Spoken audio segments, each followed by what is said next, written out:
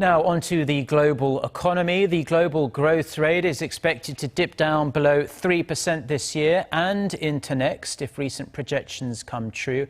And South Korea is absolutely no exception, with the ongoing corporate restructuring drive taking a serious toll on the economy. Our Kim Jung-soo has more.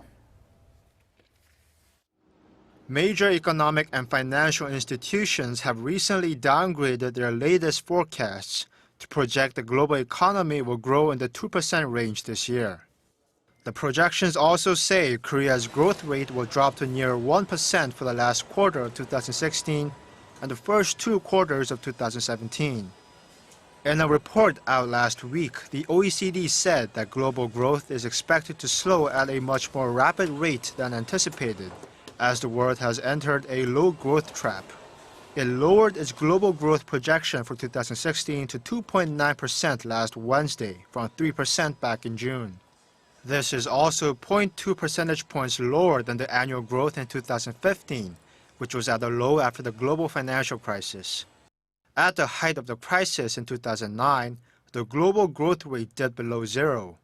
It jumped up to over 5% in 2010 and then dropped into the 4% range in 2011 and continued to fall through 2015.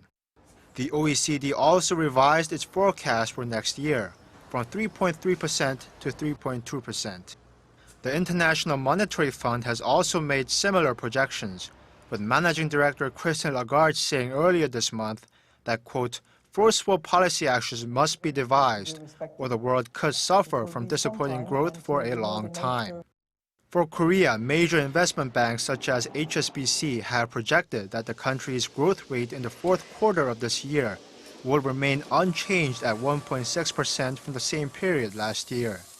HSBC predicts the growth rate for the 1st and 2nd quarters of next year will hover at 1.8%. JP Morgan has cited numerous reasons for its own negative projections for Korea, saying that the government's corporate restructuring drive and tighter regulations on mortgage loans could stifle the country's growth in 2017. Kim Jung-soo, Arirang News.